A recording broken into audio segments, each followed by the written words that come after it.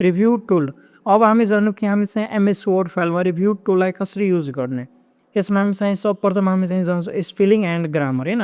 यो जुन टुल रहेको छ यसले चाहिँ हाम्रो प्याराग्राफमा भएको हाम्रो डकुमेन्टमा भएको कतै पनि केही एरर्स वा केही ग्रामरिकली मिस्टेक छ त्यसले यसले चाहिँ सच्याउने काम गर्छ।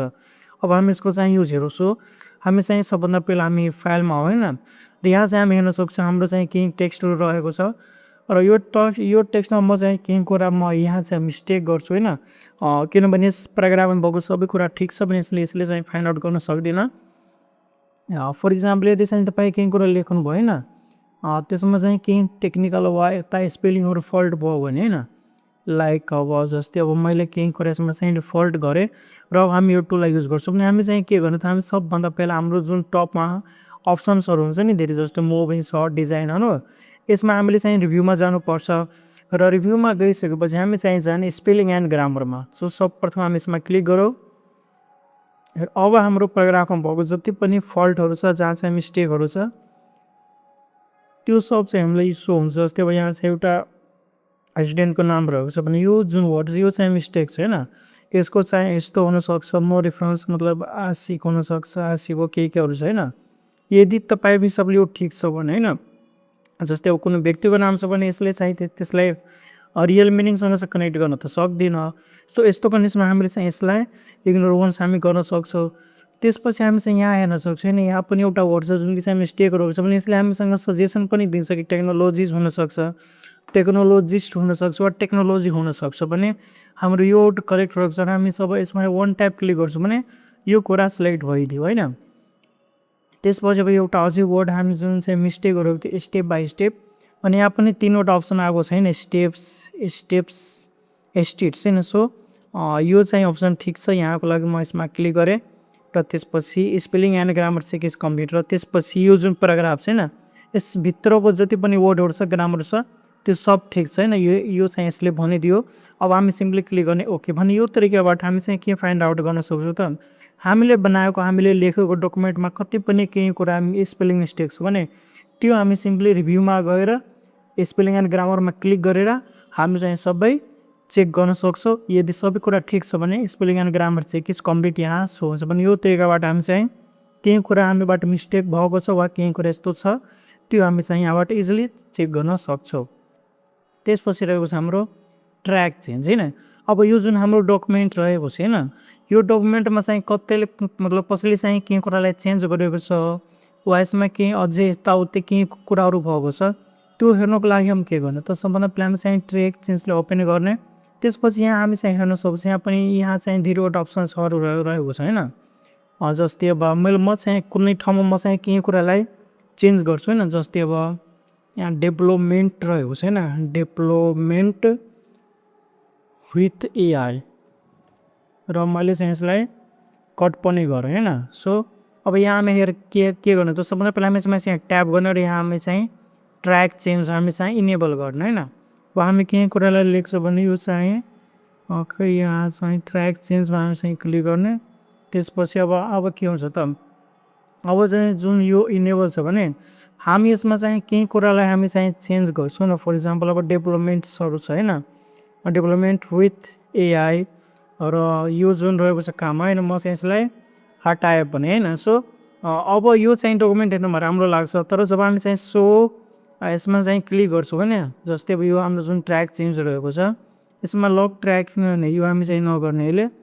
अब हामीले चाहिँ यसबाट चाहिँ के हुन्छ त हाम्रो चाहिँ सो भइहाल्छ कि हाम्रो चाहिँ के कुरा जस्तै अब यहाँ जुन एउटा अप्सन रहेको छ न हामीले के बुझ्न सक्छौँ त यसमा चाहिँ यो कुरा चेन्ज भएको छ र जब हामी चाहिँ यसमा क्लिक गर्छौँ भने हामीलाई चाहिँ थाहा भइहाल्छ कि यो कुरा चाहिँ यहाँ चेन्ज भएको छ।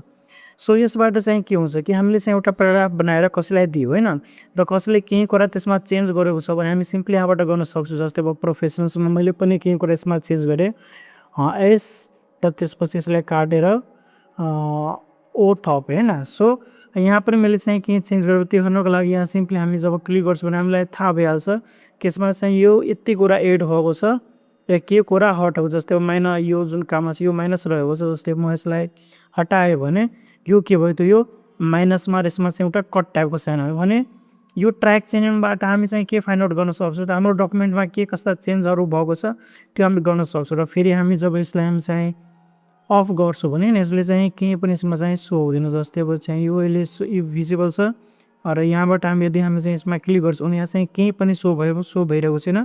तर हामी चाहिँ एउटा मार्क हुन्छ कि यो प्याराग्राफमा चाहिँ यो कुरा चेन्ज भएको छ भने यसबाट हामी चाहिँ के फाइन्ड आउट गर्न सक्छौँ त हाम्रो डकुमेन्टमा केही चेन्ज भएको छ वा कतै केही यताउति एडिटहरू भएको छैन। लाइक अब यो सेम जस्तो हिस्ट्री टाइपकै काम गर्छ कि कहाँ चाहिँ के चेन्ज भएको छ त्यो सब हामी चाहिँ ट्र्याक चेन्जबाट चाहिँ हेर्न मिल्छ र यहाँबाट हामी चाहिँ त्यो सब काम गर्न सक्छौँ। यो पनि चाहिँ तपाईँ बुझिहाल्नुभयो। अर्को रहेको छ कमेन्ट्स होइन। अब हामी चाहिँ कमेन्ट्स कसरी हेर्ने त भने कमेन्ट्स हामी चाहिँ पर्टिकुलर कुनै वर्ड कुनै सेन्टेन्समा हामी चाहिँ गर्न सक्छौँ। अब जस्तै अब स्किल दरबार होस् होइन। सो म यसमा चाहिँ एउटा कमेन्ट के सेट गर्छु त स्किल दरबार के हो त एउटा कम्पनीको नाम हो होइन। सो म चाहिँ यहाँ सिम्पली कम्पनी नेमले चाहिँ ट्याब गरेर म चाहिँ यहाँ सिम्पली क्लिक गर्छु रिप्लाई पनि यो चाहिँ भयो होइन। यहाँ चाहिँ एउटा कमेन्ट चाहिँ के भयो त सो भयो। अब अरूमा चाहिँ जब कोही कुनै यहाँ स्किलमा जान्छ भने यहाँ चाहिँ यहाँबाट चाहिँ त्यो कमेन्ट आइदियो होइन। र त्यसपछि यदि मलाई चाहिँ डेभलपमेन्टमा के गर्नु छ भने म डेभलपमेन्टमा गएर फेरि यदि हामी चाहिँ एड कमेन्टमा गर्छु भने यहाँ पनि हामीसँग चाहिँ अप्सन आइदिन्छ होइन। यो तरिकाबाट हामी चाहिँ यसमा जब मैले चाहिँ कम्पनी नेममा क्लिक गरेँ होइन। सो यहाँ सो भइदियो कि यो नाम रहेको छ। त्यसपछि यो ग्राफिक डिजाइनिङ होइन यसमा चाहिँ म गएर कमेन्ट गर्छु भने यहाँ चाहिँ आइहाल्छ कोर्स होइन। सो यहाँ चाहिँ कमेन्ट्सहरूको अप्सन्सहरू हुन्छ होइन। सो अब जतिखेर कोही मान्छे यसमा कमेन्ट गर्छ भने यहाँ चाहिँ त्यो कुन वर्डमा भएको छ त्यो सो हुन्छ। फेरि यसमा चाहिँ डेभलपमेन्टमा भएको छ यहाँ चाहिँ यो भएको छ भने त्यो सब हामी चाहिँ कमेन्टबाट हामी चाहिँ हेर्न मिल्छ भने यो यहाँबाट हामी चाहिँ यो जुन हाम्रो रहेको छ अप्सन कमेन्टको होइन त्यो सब हामी चाहिँ गर्न सक्छौँ र यहाँबाट हामी चाहिँ सो गर्न सक्छौँ र अफ गर्न सक्छौँ। अब यसमा क्लिक गर्छु भने यहाँबाट चाहिँ हाम्रो जुन कमेन्ट्सहरू छ त्यो सबै कुरा सो हुन्छ। यसलाई हामी अफ गर्छौँ भने त्यो ग्याप हुन्छ तर हामीसँग एउटा आइकन रहेको हुन्छ जहाँबाट हामी हेर्न मिल्छ कि कहाँ कुन कमेन्टहरू चाहिँ कहाँ रहेको छ भने यो तरिकाबाट हामी चाहिँ कमेन्टलाई एड गर्न सक्छौँ र त्यसलाई डिफाइन गर्न सक्छौँ। सो सिम्पल वे रहेको छ कमेन्ट कसरी एड गर्ने र त्यसलाई कसरी युज गर्ने भन्ने यो तरिकाबाट हामी चाहिँ कमेन्टलाई राख्न सक्छौँ र हामी हेर्न पनि सक्छौँ कि हामी कुन ठाउँमा चाहिँ के कस्ता कमेन्टहरू मतलब हामी राखेको थियो। अर्को रहेछ वर्ड काउन्ट होइन। वर्ड काउन्ट पनि एकदम सिम्पल छ। जसको अब यो एउटा प्याराग्राफ छ होइन यसको भित्र के कति छ त्यो सब हेर्नुको लागि हामी के गर्ने त हामी सिम्पली रिभ्यूमा अहिले हामी चाहिँ रिभ्यूमै छौँ होइन।